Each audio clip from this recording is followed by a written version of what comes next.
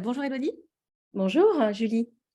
bienvenue dans cet épisode des RH du quotidien, donc le podcast à destination des petites entreprises et des dirigeants des petites entreprises qui font les RH du quotidien. Je vais commencer par te laisser te présenter. Est-ce que tu peux nous dire un peu qui tu es, quel est ton parcours, quels sont tes sujets du moment?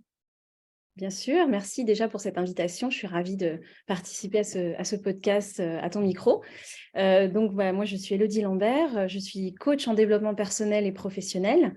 Je suis également hypnothérapeute et consultante en ressources humaines. Je me suis formée au coaching il y a maintenant 2 ans. Auparavant, j'ai travaillé une quinzaine d'années en entreprise en tant que responsable RH, où j'ai fait beaucoup d'accompagnement des dirigeants, des managers et des collaborateurs.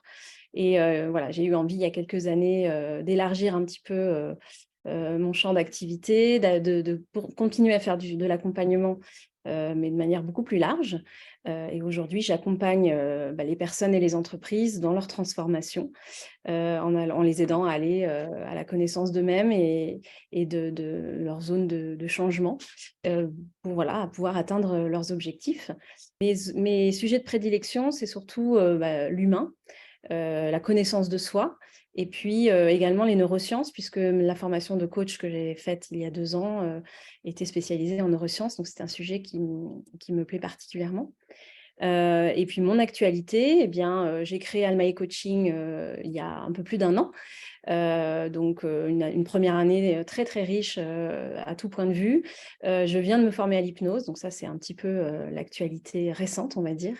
J'ai choisi cet outil pour compléter en fait ma boîte à outils de coach et pouvoir proposer des choses alternatives dans mes accompagnements.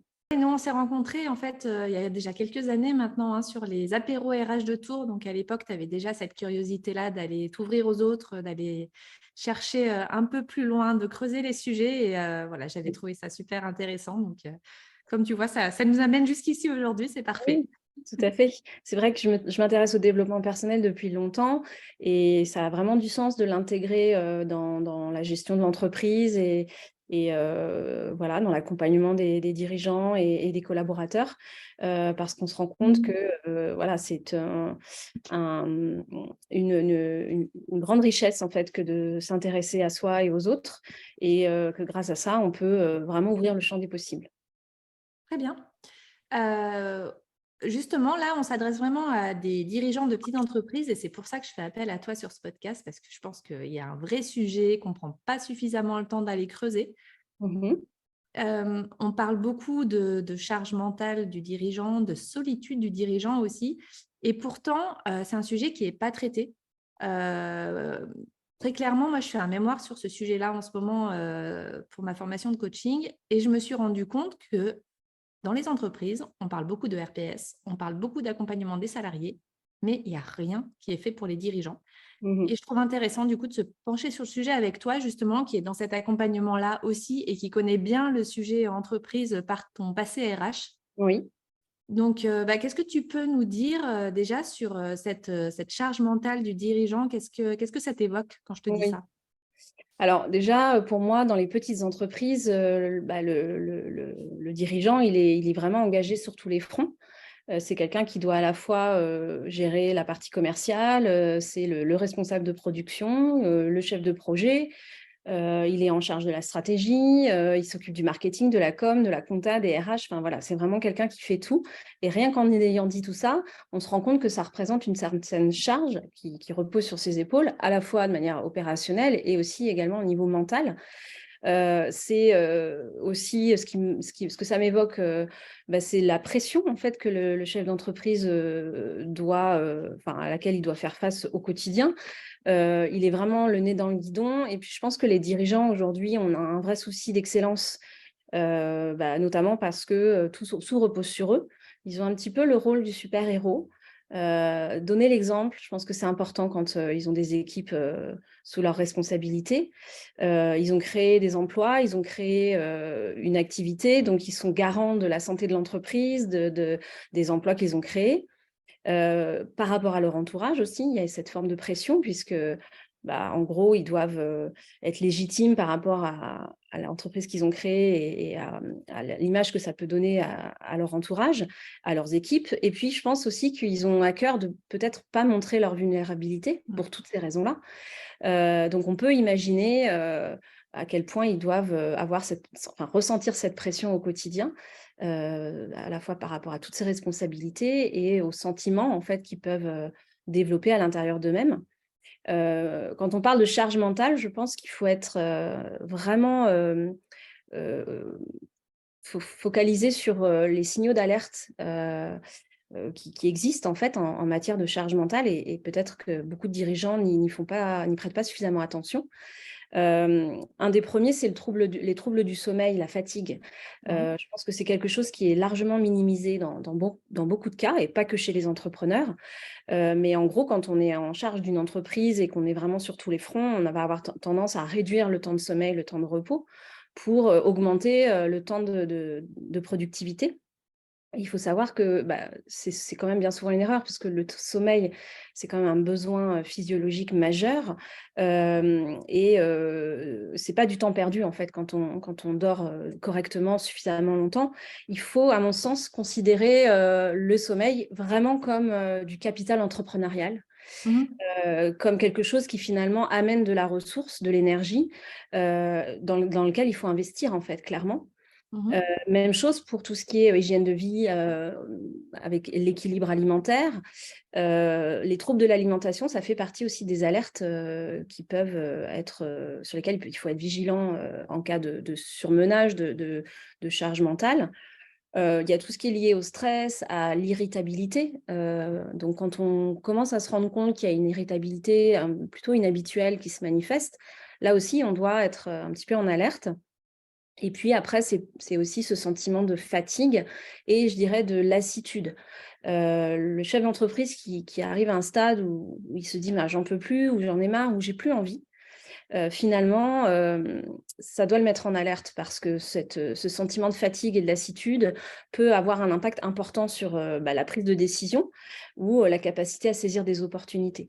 Voilà, combiné à une fatigue physique, à un manque de sommeil, donc tous ces signaux d'alerte sont importants et je pense que souvent ils peuvent être, mal perçus ou en tout cas mis de côté, en considérant finalement que c'est pas grave et qu'on va y arriver parce que, on est le chef de la boîte, on est le maître à bord et on est le super-héros, donc on va y arriver. Mais voilà, il faut vraiment prendre garde à tout cela, à mon sens. Ouais, parce que là, tout ce que tu nous décris, c'est les signes en fait du burn-out, hein, quasiment. Enfin, en tout cas, c'est les signes annonciateurs du burn-out. Oui, D'ailleurs, je précise aussi que quand on parle trouble du sommeil, là, tu nous dis parfois c'est volontaire, c'est-à-dire qu'on va réduire le temps de travail, réduire le temps de sommeil, pardon, pour pouvoir augmenter son temps de travail. Mais des fois, c'est vraiment le côté trouble où on se réveille en sursaut à 2 heures du matin parce que on n'arrive plus à dormir, on a un dossier stressant qui nous traverse l'esprit, et puis on va aller se relever et on va aller bosser. Et en fait, exactement. voilà, ça c'est je dirais, c'est volontaire parce que le dirigeant, il peut faire l'effort de sortir de son lit, puis de se dire: «Bon, bah, ça y est, j'ai fini de dormir», mais en même temps, c'est involontaire parce que c'est pas normal de se réveiller à 2 heures du matin dans cet état. Exactement et c'est là où on voit que le stress, a un impact vraiment, direct Ouais. sur la qualité du sommeil et qu'on peut, à cause justement du surmenage, de la surcharge mentale, se retrouver à pas pouvoir, s'endormir ou à se réveiller en Mmh. plein milieu de la nuit. Ouais. Donc tout ça, ça doit être des signes en tout cas qui alertent. Et pourquoi tu penses aujourd'hui qu'on parle aussi peu de ce sujet-là? Est-ce que c'est les dirigeants eux-mêmes qui n'osent pas, ou est-ce qu'on les accompagne pas assez et qu'ils en prennent pas conscience? Alors, je pense que c'est vraiment un mix des 2.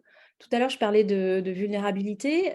Aujourd'hui, quand on est chef d'entreprise, il y a un vrai enjeu, de réussite, aussi au niveau, de la société. Et donc on considère qu'en gros, on n'a pas le droit de se louper.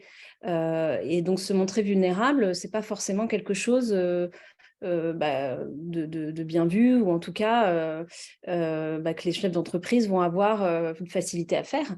Le deuxième facteur, c'est qu'effectivement, c'est peut-être un sujet tabou finalement, ce serait intéressant de se poser la question. Est-ce qu'on parle suffisamment, de cette charge mentale? Est-ce qu'on parle suffisamment de l'accompagnement, des types d'accompagnement possibles, pour les chefs d'entreprise? Mmh. C'est vrai qu'aujourd'hui, un chef d'entreprise, il est, dans beaucoup de cas, un petit peu livré à lui-même face à ces difficultés-là, en tout cas. Et voilà, il n'y a peut-être pas suffisamment d'informations qui est donnée. C'est un sujet d'actualité et en même temps, on n'en parle encore peut-être pas assez. Comme tu le disais en introduction, on parle beaucoup des risques psychosociaux et du mal-être au travail chez les salariés et encore trop peu chez le chef d'entreprise. Et finalement, tous ces facteurs combinés font que le chef d'entreprise ne s'autorise peut-être pas non plus à se retrouver dans des situations de surcharge ou de détresse. Pour ma part, j'ai l'impression aussi que ça renforce finalement toute cette prise en charge des salariés avec l'injonction au chef d'entreprise de prendre soin de ses équipes. Et en fait, finalement, lui, j'ai l'impression que ça peut l'isoler d'autant plus et qu'il se sent d'autant plus mis de côté. Et avec cette casquette, comme tu dis, de super-héros, c'est vraiment, on n'a pas le droit de montrer de signes de faiblesse finalement. C'est ça, c'est-à-dire que lui, il a les responsabilités de prendre soin de ses salariés et en plus, c'est écrit dans le code du travail, ne l'oublions pas. Oui. Mais aujourd'hui, qui prend soin du chef d'entreprise? Et quand on ne prend pas suffisamment de recul pour se rendre compte de tout ça, on s'aperçoit que le chef d'entreprise est un petit peu démuni parce que la seule personne qui peut prendre soin de lui, c'est lui-même quelque part. Est-ce que c'est spécifique, d'après toi, à des petites entreprises? Enfin, je ne sais pas, dans ta pratique et dans les personnes que tu as pu côtoyer tout au long de ta carrière, est-ce qu'il y a un sujet particulier quand on est sur vraiment des petites structures? Quand je te pose cette question, c'est parce que j'ai l'impression que peut-être dans des grands groupes, les dirigeants sont un peu moins seuls parce qu'ils peuvent plus déléguer, plus Mmh. partager leurs responsabilités. Ils sont peut-être même parfois plus accompagnés, dans des grosses structures où on prend un petit peu plus soin d'eux justement, que dans une petite entreprise où finalement ils peuvent moins partager. Enfin moi j'ai ce sentiment-là. Quel est le tien si Alors, je te rejoins dans le sens où, comme je le disais tout à l'heure en introduction, dans les toutes petites entreprises, le dirigeant, lui, il est en charge de tout en fait, hein. Il est à la fois, il a la casquette de comptable, de DRH, de responsable marketing, de commercial. Et dans les grands groupes, effectivement, les responsabilités, elles sont réparties, ce qui forcément a un impact direct sur la charge mentale et la charge de travail purement mmh, opérationnelle. Donc, il y a vraiment, je pense, quelque chose qui est spécifique aux TPE et PME. mmh. C'est le fait que tout est concentré finalement sur la même personne, le pouvoir, les responsabilités et la gestion opérationnelle au quotidien. Donc, ça fait une vraie différence, en fait, selon la taille de la structure et selon la façon dont elle est organisée et selon les ressources, bien évidemment. J'ai aussi envie d'aborder ce sujet. Alors, enfin, moi, je ne suis pas spécialiste de cette question-là, peut-être que toi non plus, mais voilà, le fait d'en échanger, je pense que ça peut intéresser aussi et soulever au moins la question de la place de la famille dans l'entreprise. Parce qu'une petite entreprise, bien souvent, c'est un peu familial. Il y a au moins quelqu'un de la famille qui y travaille. On parle beaucoup aujourd'hui du fait de dissocier la vie personnelle de la vie professionnelle, en tout cas de trouver un équilibre. Mmh. Et je trouve que pour le dirigeant, c'est aussi une charge supplémentaire. Alors d'autant plus, il y a un aspect financier. Bien sûr. J'ai engagé ma maison, j'ai mon épouse, par exemple, qui travaille dans l'entreprise ou un de mes enfants. Et si je ne tiens pas le coup, finalement, j'engage à la fois ma relation avec la famille, ma relation avec les salariés de mon entreprise, mais aussi je m'engage financièrement. Et j'ai l'impression que ça rajoute vraiment à cette charge mentale, sachant qu'en France, une grande majorité des entreprises sont quand même sur ce type de schéma-là. Oui, alors effectivement, moi je pense que c'est un sujet qui mérite d'être débattu parce qu'il y a effectivement un vrai intérêt à entreprendre en famille. On retrouve en fait cette possibilité d'être soutenu par son conjoint ou par ses enfants ou par les personnes, enfin, ça peut être un frère, une sœur, mais entreprendre avec un membre de sa famille, ça permet d'être moins seul par rapport à ce qu'on disait sur la solitude du dirigeant. Ça permet aussi de répartir un petit peu les responsabilités stratégiques au niveau de la direction de l'entreprise. Mais c'est pas neutre puisque c'est pas sans risque, dans le sens où, encore une fois, le dirigeant, il est responsable, à la fois des emplois qu'il crée, il est responsable de la bonne santé de l'entreprise, on le disait et là, quand il travaille en famille, il est responsable des revenus de la famille, il est responsable de la santé aussi mentale, en tout cas de la santé au travail de ses collaborateurs qui sont aussi les membres de sa famille. Donc ça fait beaucoup quand on sait aussi que il doit être responsable du bien-être de ses salariés. Donc la prise de risque, en tout cas, est à réfléchir en fonction de la configuration, en fonction de la situation de chacun, du projet entrepreneurial, de la situation personnelle. Quand un dirigeant ne prend pas suffisamment en compte cette charge mentale-là et ces difficultés-là, quelles sont les conséquences qu'il peut y avoir? On parlait de burn-out tout à l'heure. Est-ce que tu penses qu'il y a des paliers? Enfin, comment on voit ça? Est-ce qu'il y a une progression? Est-ce que... Alors, je pense, et par expérience, je peux en parler, que ça dépend vraiment de la personnalité du dirigeant, quelque part, et de son parcours de vie, dans un sens.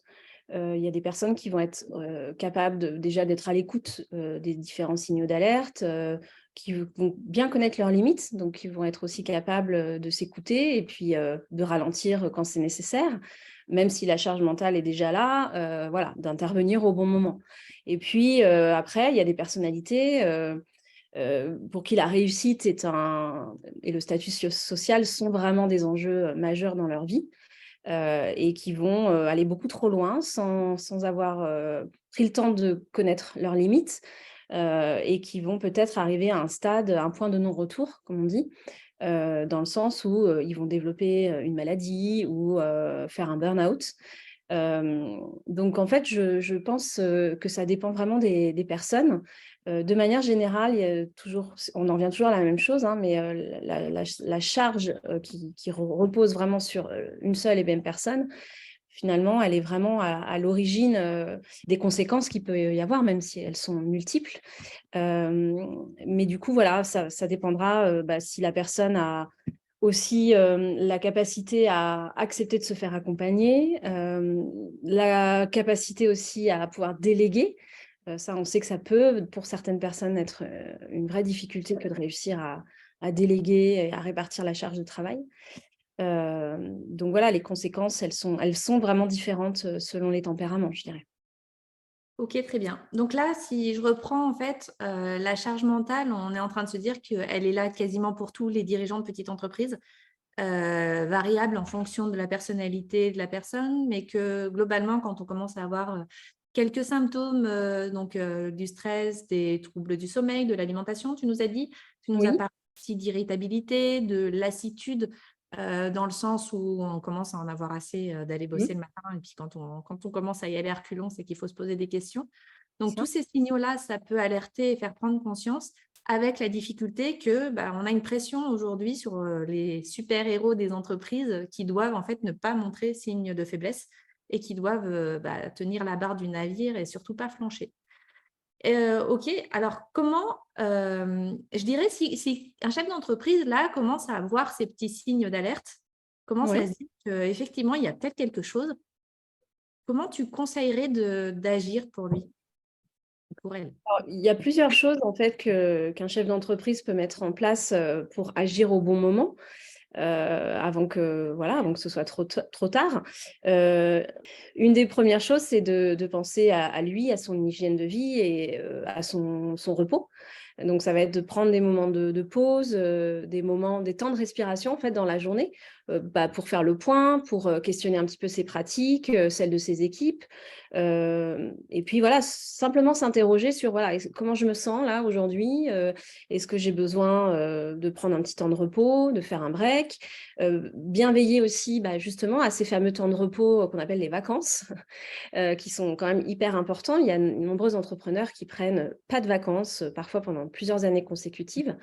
Et ça, clairement, ça peut être une bonne idée quand il y a beaucoup à faire et qu'on veut atteindre voilà, un certain niveau de performance, mais finalement, c'est vraiment contre-productif puisque le revers peut être très rude.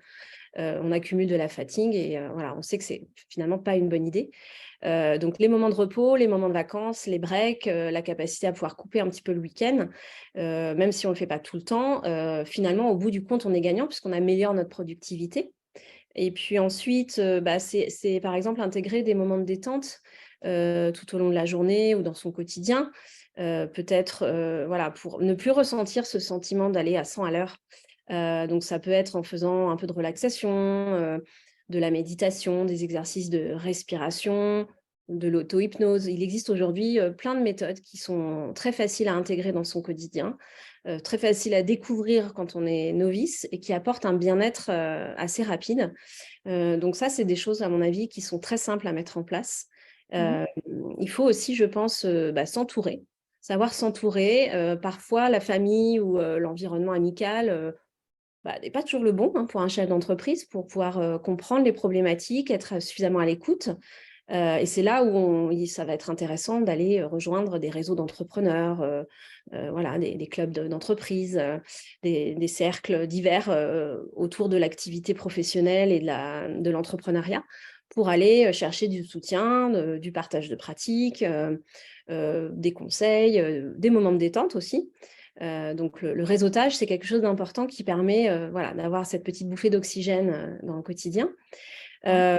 Il y a aussi le fait, je pense, la capacité à prendre du recul. Là encore, bon, on en entend beaucoup parler, il faut y prendre du recul dans la vie, savoir lâcher prise. En fait, c'est peut-être beaucoup plus simple qu'il y paraît, dans le sens où on a tendance à se rappeler plus facilement de toutes les tâches qui sont inachevées, au détriment d'une tâche accomplie. Alors, ça a même fait l'objet d'une étude scientifique, puisque ça s'appelle l'effet Zeigarnik, où on s'est rendu compte que finalement, voilà, quand on fait le résumé d'une journée, on est capable de se souvenir plus facilement des tâches qu'on n'a pas terminées que des tâches qu'on a accomplies et donc réalisées avec succès. Donc peut-être que c'est de se poser un peu dans sa vie, dans son quotidien d'entrepreneur et de valoriser davantage tout ce qu'on a accompli sans focaliser toujours automatiquement sur ce qu'on n'a pas achevé.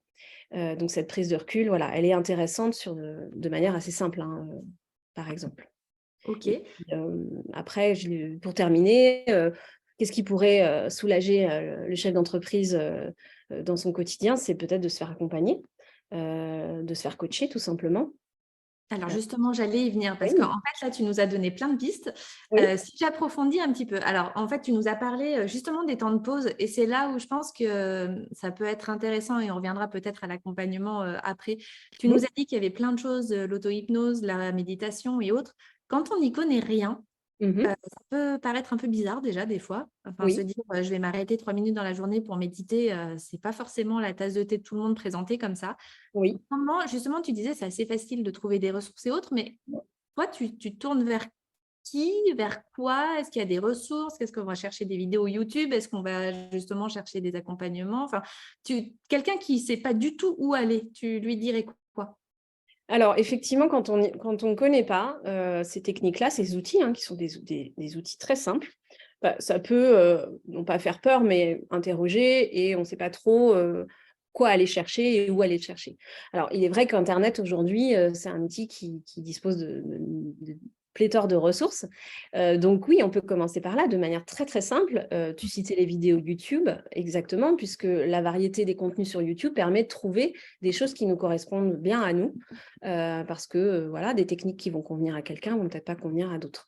Donc tout ce qui est support, je dirais, multimédia, digital, et aussi toutes les applications. Il existe aujourd'hui des applications pour méditer ou pour faire des exercices de respiration qui sont très accessibles et qui sont justement destinés aux novices, aux personnes qui ne connaissent pas cet univers-là du bien-être. Et on est sur des choses vraiment simples, très accessibles, très faciles d'appréhension, je dirais. Donc pour moi, il faut commencer par là.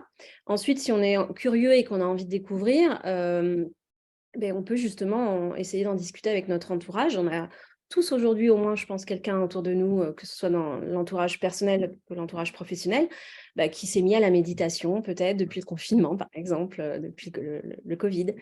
Et donc en parlant, ça permet en fait d'ouvrir l'esprit et la curiosité pour découvrir toutes ces choses, avoir des échanges en fait avec des gens qui eux-mêmes s'y sont intéressés à un moment donné. Ouais. Et ça peut donner envie en fait quand on connaît pas trop d'avoir le témoignage de quelqu'un qui pratique déjà ce genre de choses. Oui, tout à fait. En fait, c'est intéressant ce que tu dis parce que qu'il faut bien avoir en tête, c'est que c'est vraiment juste quelques minutes par jour. Oui, Faire de la méditation, par exemple, ça prend pas des heures. Il ne faut pas forcément avoir un espace peint en blanc avec un gros coussin, une bougie. Et en fait, on peut le faire. Non, mais c'est important en fait, parce que c'est vrai que quand on ne sait pas ce que c'est, on peut se dire, mais non, je vais pas commencer à mettre en place ça au travail. Enfin, ça va être compliqué. oui. Alors qu'au final, on a plein de ressources comme ça. Aujourd'hui, j'entends beaucoup parler, moi, de la cohérence cardiaque, Mmh, qui est juste de faire des petites séances, des petites sessions, 3 minutes, mmh, où c'est on ça. modifie sa respiration. 3 minutes, 3 fois par jour, c'est rien. Et clairement, ça a un bénéfice qui est énorme. Et en fait, voilà, juste s'arrêter 3 minutes pour respirer, je pense que tout le monde peut le faire. Enfin, voilà, il y a Bien plein sûr. de petites choses comme ça, effectivement, et c'est Mmh. intéressant d'aller rechercher ce qui correspond en tout cas le mieux. Là, on parle ouais, méditation, auto-hypnose, cohérence cardiaque, respiration. Il faut surtout, par contre, que ça parle, que Oui, ce soit et c'est quelque ça. chose qui soit Exactement, hein, c'est parce qu'on en a important entendu de parler, on le fait parce oui. que ça a l'air de nous convenir. C'est ça, c'est important de choisir un outil qui nous correspond à nous et on a le droit, voilà, de ne pas adhérer à telle ou telle, pratique. Alors Mmh. la méditation, il faut savoir qu'effectivement, il y a ce qu'on imagine, je dirais presque dans l'imaginaire, un petit peu collectif. Mais méditer, c'est aussi, mettre un petit peu de musique, sur, son téléphone, la musique douce et fermer les yeux, quelques minutes. Rien que ça, ben, voilà, on entre dans un état de détente, un état méditatif et c'est pas plus compliqué que ça, en tout cas au départ. Pour la cohérence cardiaque, c'est pareil. Alors, c'est une pratique qui est basée sur, pareil, hein, des études scientifiques Ouais. qui permet de rétablir l'équilibre au niveau du système nerveux autonome et qui régule la cohérence entre le système nerveux sympathique et le système nerveux parasympathique et qui permet, grâce justement à cette cohérence du rythme cardiaque, bah, de réduire le stress quand on est en période de stress ou au contraire de retrouver un peu d'énergie et d'activité quand on sent qu'on voilà, qu'on a un petit coup de mou, quoi. Donc c'est une pratique qui est hyper simple, comme tu Mmh. le dis, et qui demande aucune compétence particulière, qui est vraiment accessible à tous. Moi, je t'en parle parce que j'ai commencé par là quand j'étais responsable RH et que je courais à 300 à l'heure et que j'avais carrément pas le temps de faire quoi que ce soit d'autre. Mmh. C'était ça, quoi. J'avais une appli, 3 minutes, de cohérence cardiaque, avant une réunion stressante ou entre 2. Ça permettait vraiment en fait, à la fois de se calmer physiquement, je trouve aussi, Mmh de se mh. détendre, de limiter, mes 3 litres de thé quotidiens qui m'énervent sur le coup. Pour certains, c'est le café, mais c'est important aussi, en Oui, fait. bien sûr.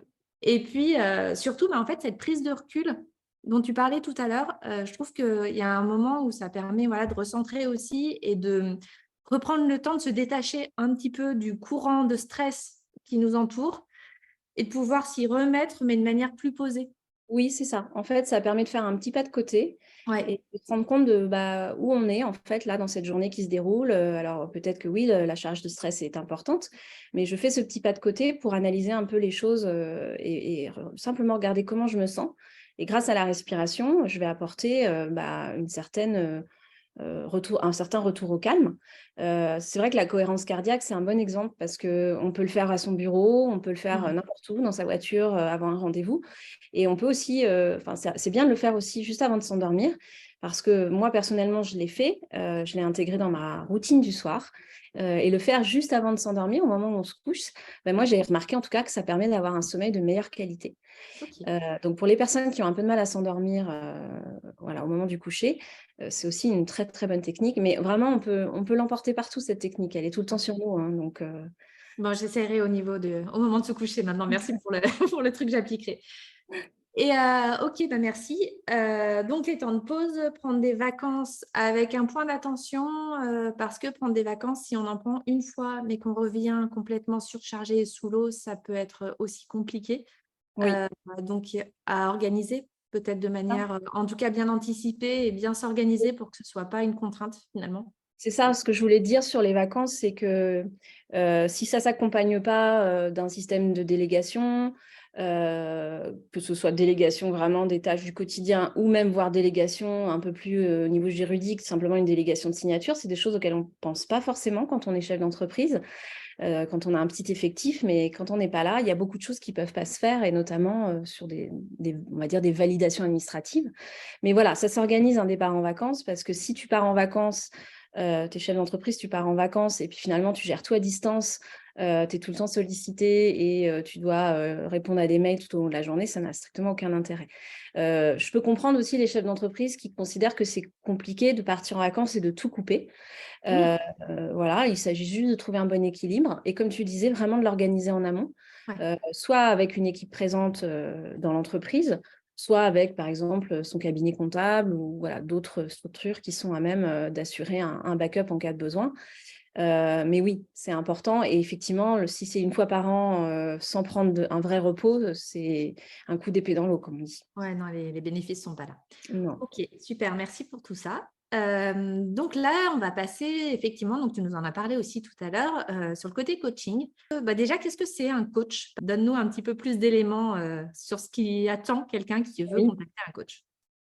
Alors pour moi, ma définition, c'est que, ou en tout cas la définition qui me parle le plus, le coaching, c'est l'art d'accompagner les personnes dans l'atteinte de leurs objectifs, ou de leurs projets, de leurs challenges, que ce soit personnel ou professionnel. Tu vois, cette définition, elle est relativement large. Et puis, si on parle un peu plus précisément du coaching professionnel, pour moi, c'est un vrai révélateur de talent, le coach, puisqu'il va vraiment accompagner les personnes, que ce soit les collaborateurs, les managers, les dirigeants, à mieux se connaître, et puis à révéler leurs ressources, en fait, leur potentiel, leurs talents, à travers le changement et la mise en action. Et voilà, pour moi, c'est une personne qui va aider l'autre à mieux se connaître, à se révéler, à se transformer, parce que, comme tu le sais comme moi, hein, un coaching, ça peut transformer une vie dans certains cas. Donc voilà, le coaching, c'est vraiment une pratique, un type d'accompagnement qui permet cette prise de recul dont on parlait tout à l'heure aussi, ne serait-ce qu'à la fois grâce au temps dédié au rendez-vous avec le coach, parce que pendant ces rendez-vous, déjà on prend du temps pour soi, et puis on prend du recul parce qu'on n'est pas en train de gérer la surcharge du quotidien. Et puis grâce à au travail que l'on fait sur la connaissance de soi, le changement, la reconnexion finalement à soi-même, bah, on est avec soi et donc on prend un peu de recul sur le reste. C'est un très bon outil pour travailler sur énormément de choses. Et je pense que pour les dirigeants, c'est bien sur tout ce qui est gestion du stress, gestion des émotions, c'est-à-dire apprendre à découvrir ses émotions, à les décoder, à les comprendre et puis à vivre avec. J'essaye de ne pas utiliser le terme gérer ses émotions parce que finalement, il ne faut pas essayer de mettre les choses dans des cases et de les ranger dans un coin. Il faut simplement vivre en harmonie avec ses émotions. Pour ce qui est de la définition du coaching, on peut aller encore plus loin et poursuivre sur le sujet, mais c'est du temps pour soi et voilà, le coach, c'est un révélateur de talent pour moi. Et là, dans la problématique qui nous intéresse et notre sujet, qui est Oui, vraiment d'accompagner un dirigeant qui serait surmené avec une grosse charge mentale. Donc, tu nous as dit, une des pistes, c'est travailler sur les émotions. Effectivement, d'ailleurs, ça oui, fait partie des facteurs qu'il nous a donnés au départ, hein, quand on devient irritable, quand on se met en colère facilement, oui, tout ça, en fait, c'est des choses, il faut savoir le reconnaître, il mmh, faut savoir l'accepter, il faut savoir ce qu'on en fait, en fait, tout ça, simplement. Et ça, le oui, coaching peut y aider. Est-ce qu'il y a oui. d'autres, sur quels autres aspects, sur quels autres sujets tu travaillerais avec un dirigeant qui viendrait te voir parce qu'il sent que là, il faut faire quelque chose, il a besoin d'accompagnement, mais encore une fois, il ne sait pas trop vers qui se tourner. Alors, je précise qu'un coach n'est pas un thérapeute et n'est pas un psychologue Mmh, et qu'il est là pour traiter d'un thème, d'un sujet lié à un changement ou à l'atteinte d'un objectif et que oui, c'est un travail qui est quand même limité dans le temps. oui, Ça me paraît important de le dire, c'est-à-dire qu'un dirigeant qui voudrait vraiment un accompagnement long et sur des problèmes du passé à régler, à résoudre et autres, c'est pas du coaching. c'est ça. On va voir un psychologue, on va voir quelqu'un qui est formé pour ça et qui accompagne. Je fais juste cette précision parce que c'est important quand même de le savoir. Super Malgré important. Ouais, et malgré tout, un bon coach vous le dira dès le départ. C'est-à-dire Oui. qu'en fait, le coach, dès le premier entretien, vous dira non, mais là, c'est pas de ma ressource, ou oui, je peux vous accompagner là-dessus, mais normalement, on devra vous mettre le cadre pour que vous puissiez avoir cet accompagnement-là en sécurité et le bon niveau d'accompagnement. C'est important que tu le soulignes parce que les gens, parfois, savent déjà pas forcément ce que c'est que le coaching, ils ont une vague idée. Et c'est important, voilà, de souligner que grâce au coaching, on travaille surtout sur le présent et sur le futur. On s'attache à travailler sur une problématique qui existe dans le présent et à la mise en action pour l'atteinte d'un objectif futur limité dans le temps, comme tu disais. Donc, c'est effectivement hyper important. Merci pour cette précision. Donc, les sujets sur lesquels un coach peut aider un chef d'entreprise, il y en a plein évidemment, hein, ils sont très très variés. Souvent, on retrouve, je disais, la gestion des émotions, tout ce qui est lié à la gestion du stress, la gestion du temps, l'organisation justement, puisque quand il y a une surcharge mentale et une surcharge de travail, Mhm. on peut avoir des personnes qui finalement se rendent compte qu'elles ont un problème de gestion de leur temps. C'est quelque chose qu'on retrouve assez souvent. Tout ce qui est lié à la capacité à déléguer, Oui. quand on arrive à déléguer, ça peut être très utile, mais quand on n'y arrive pas, ça peut être utile de travailler là-dessus, justement. Oui. Euh, Je t'interromps 2 minutes, mais ça me fait penser, dans le premier épisode avec Marco Dalla Palma, justement, on parlait donc sur la mise en place d'un manager et il me disait que ça allait plus loin que de déléguer son pouvoir, c'était le confier. Et oui, ça, je pense que c'est un vrai sujet et on va vraiment loin et qu'un coach peut vraiment aider sur ça. bien sûr, puisque déléguer, c'est aussi faire confiance. Et faire confiance à l'autre, ça demande de se faire confiance à soi. Je ne vais pas approfondir plus que ça, mais On est, voilà, on est- en tout cas, le coaching permet vraiment de travailler là-dessus. On peut aussi traiter des problématiques liées à la communication, dans la relation à l'autre, dans la gestion des équipes. La communication, ça peut parfois être un vrai obstacle dans le quotidien du dirigeant. Comment je fais passer mes idées, comment je les fais respecter, comment je manage mes équipes au quotidien. On sait que la communication dans les relations, c'est très important. Donc ça, c'est quelque chose qu'on peut travailler grâce au coaching.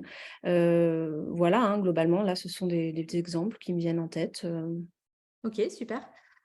Globalement, juste pour rester encore sur le concret pour les personnes Mmh. qui voudraient éventuellement contacter quelqu'un, un coaching, c'est des séances qui durent Oui. à peu près, en général, ça dépend du coach, c'est entre 1 heure et demie, 2 heures, on va dire, en Oui. règle générale. Ça dépend des sujets traités et du coach. Mmh. Et toi, tu proposes combien de séances en moyenne pour un accompagnement travailler sur un de ces sujets? Parce que ça va assez vite, hein, finalement. Alors, ça va assez vite, et pour autant, il faut quand même du temps pour que les choses, s'imprègnent, s'infusent, qu'on soit un peu dans la prise de conscience. Puisque parfois, comme je disais, hein, le coaching, c'est aller à la rencontre avec soi-même, se découvrir finalement sur plein d'aspects. Et il y a quand même un processus de changement qui se met en place sur lequel, il faut laisser parfois un petit peu de temps. Moi, je propose, un accompagnement, alors qui évidemment n'est pas long comme on peut le voir dans des thérapies, par exemple, mais entre 8 et 10 séances, c'est bien sur un coaching. Et après, ça peut être réparti sur à peu près 6 mois en moyenne, entre 6-8 mois maximum dans les entreprises, puisqu'il faut composer avec l'agenda aussi des personnes qui se font coacher, du dirigeant ou des managers. Donc voilà, un coaching professionnel, en règle générale, on est sur 6 à 8 mois d'accompagnement. Mm. Euh, Ce que je voulais préciser aussi, c'est que au-delà de la connaissance de soi, de la prise de conscience et du changement, le coaching, c'est vraiment quelque chose qui permet d'identifier ce qui fait que jusqu'à maintenant, on n'a pas réussi à atteindre notre objectif ou à obtenir ce qu'on a envie d'obtenir ou à être la façon dont on aimerait être. Donc, on va aussi identifier nos blocages, nos freins, nos peurs, nos croyances, et on va travailler dessus justement pour les transcender, les modifier, les dégommer, les faire sauter, en fait, faire sauter les verrous. Et c'est comme ça que le changement se met en place, déjà en prenant conscience de qui on est, de ce qu'on veut, de ce qui bloque, et en faisant sauter les verrous pour obtenir quelque chose de différent. Voilà, Ouais. c'est juste pour refaire un petit aparté là-dessus, parce que si on a besoin d'être accompagné, c'est qu'on n'arrive pas à faire quelque chose, et si on n'y arrive pas, c'est qu'il y a un truc qui bloque. Oui, et c'est vrai que je te pose cette question du temps aussi, parce que justement, on se disait tout à l'heure, hein, un dirigeant d'entreprise ne va pas forcément déjà prendre du temps pour soi. Et il y a toujours une question de oui, mais je ne peux pas, je n'ai pas le temps, je suis débordée. Et en fait, on le voit bien, c'est un accompagnement qui ne prend pas tellement de temps, Mmh, en tout cas pour les séances. Ça demande de la réflexion et de l'intégration entre mmh, deux. Ça demande mais ça travaille en fait. Enfin, voilà, il y a c'est ça. tout un travail qui se fait. Mais concrètement, c'est quelque chose qui peut être assez puissant, mais qui ne demande pas tellement de temps et tellement d'investissement Exact. sur l'accompagnement lui-même, en tout cas. Oui, c'est ça, Enfin, hein. voilà. C'est important de le préciser, c'est des séances, comme tu disais, 1h30, 2h. Ça peut être une fois par mois ou une fois tous les 15 jours. Si on veut voilà, du résultat rapide, entre guillemets, on peut avoir un rythme plus soutenu. Et puis, au-delà, effectivement, de l'introspection, du travail de réflexion, ça ne demande pas un engagement particulier voilà, entre les séances ou au moment des séances. Donc, c'est Ok. efficace avec peu d'investissement. Super. Bah, merci, merci pour tous ces bons conseils et puis cette présentation justement du rôle du coach qui est parfois un peu méconnu et c'est vrai qu'on c'est un peu compliqué en ce moment, hein, on ne sait plus trop où donner de la tête, tellement les coachs fleurissent de partout. Oui. Donc, mais ça peut quand même être hyper efficace et hyper puissant quand c'est bien accompagné. Et alors, quelles sont les autres propositions qu'on pourrait faire, les autres modes d'accompagnement? Tu nous as parlé du réseautage, tu nous as parlé du coaching. Qu'est-ce qu'on pourrait trouver d'autre comme solution, pour un dirigeant? Alors, les chefs d'entreprise aujourd'hui, au-delà effectivement du coaching, peuvent faire appel à du conseil en stratégie ou en gestion d'entreprise. Tout simplement en faisant appel à un consultant qui vient faire un audit dans l'entreprise. Donc là, on travaille moins sur soi, mais plus sur la gestion de l'organisation et la structure. Ça peut être aussi du conseil en communication, hein, de la même manière. Si la problématique, c'est de travailler plus sur l'aspect communication, voilà, au niveau de l'entreprise ou au niveau de son offre. En tout cas, ça va permettre de se faire accompagner sur quelque chose sur lequel on n'est pas forcément à l'aise ou compétent. Il y a tout ce qui est mentorat aussi, qui est intéressant. Le mentorat, donc, c'est bénéficier de l'accompagnement d'une personne qui, à un moment donné, a été chef d'entreprise, ou en tout cas qui a une expertise et une expérience significative dans un domaine et qui va pouvoir transmettre, accompagner, expliquer, conseiller, voilà, vraiment donner des pistes de développement, mais vraiment accompagné sur la durée. On retrouve beaucoup de mentorat, justement, quand il y a des reprises d'entreprise. Dans la création d'entreprise, ça se fait beaucoup. Mais voilà, le mentorat, c'est aussi quelque chose qui fonctionne vraiment bien. Le coaching sportif, ça c'est vraiment pour, on disait tout à l'heure, hein, dans les techniques qui permettent de prévenir la charge mentale, le burn-out. Je parlais de l'hygiène de vie, du sommeil. Il y a aussi l'activité physique et sportive. Et un chef d'entreprise peut très bien prendre un coach sportif pour se faire accompagner vraiment sur cette partie-là, puisque ça contribuera à son bien-être et donc à sa performance. Tu en as parlé tout à l'heure, hein, les thérapies, la psychothérapie ou tout autre type de thérapie où on va vraiment là travailler sur une histoire de vie, un vécu. Voilà, la thérapie, c'est quelque chose qui permet d'aller chercher des choses, des réponses dans le passé. Mais c'est un type d'accompagnement autre et alternatif. Et puis après, d'un point de vue plus concret, simplement penser à l'externalisation. En général, c'est les tâches qui ont peu de valeur ajoutée ou qui sont facilement externalisables, comme les fonctions de support. C'est-à-dire voilà, comptabilité, finance, RH, gestion administrative, etc. Et puis, on n'y pense pas toujours, mais la conciergerie d'entreprise, ça peut être aussi un type d'accompagnement, entre guillemets, qui permet de gagner du temps sur des petites choses. Et en tout cas, des petites choses anodines qui viennent se rajouter sur la charge mentale et dont on peut se débarrasser assez facilement en faisant appel à quelqu'un qui s'occupe des petites choses du quotidien, comme aller récupérer un colis ou emmener des vêtements au pressing. Ouais. Bon, voilà, ça peut sembler banal, mais ça peut soulager et faire du bien. Ouais, tout est bon à prendre. Il y a beaucoup d'assistants virtuels hein, qui se. Alors, j'aime beaucoup ce terme parce qu'on a l'impression que c'est un robot qu'on a en face de nous, mais en fait, Oui, non, pas du tout. C'est en fait le nouveau travail de secrétariat qu'on a, qu'on a connu, mais qui peut être hyper intéressant pour de la rédaction de courrier, pour toutes les tâches administratives aussi, qui sont vraiment lourdes à gérer et qui, effectivement, comme tu le dis, ça a pas de valeur ajoutée sur le moment comme ça, mais c'est super important, il faut le faire quand même. c'est ça. Oui, bah, tu nous as donné un paquet d'idées.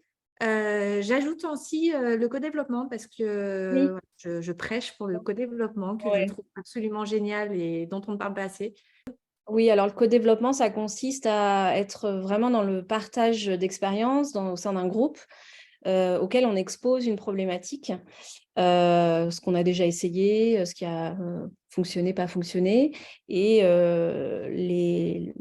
c'est un groupe de pairs avec qui on partage ces éléments-là et les membres du groupe vont en fait faire des propositions de solutions d'amélioration à la personne et c'est basé sur la bienveillance et le non-jugement.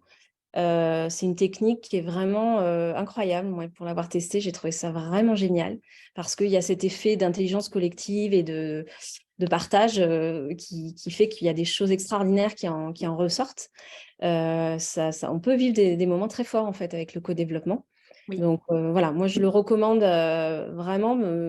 Et si on ne connaît pas, d'aller s'y intéresser pour découvrir. tout à C'est fait. vraiment une méthode intéressante. Ouais, et je trouve que vraiment, en plus, le fait que ce soit entre pairs apporte aussi parce qu'on est vraiment entre nous et avec des personnes qui partagent les mêmes problématiques que nous Oui, et on a un vrai retour d'expérience là-dessus. oui. Bah, écoute, merci, tu nous as apporté énormément d'éléments. Si on devait résumer globalement ou retirer les 3 points qui te paraissent le plus importants. Oui, bah, pour moi, le plus important, c'est être attentif aux signaux d'alerte Mhm. dont on a parlé en cas de surmenage, de surcharge, voilà, de sentiment d'épuisement finalement, hein. Parfois, on peut en arriver là. Bah, mettre en place ensuite des actions au quotidien, parmi les exemples que j'ai donnés ou d'autres.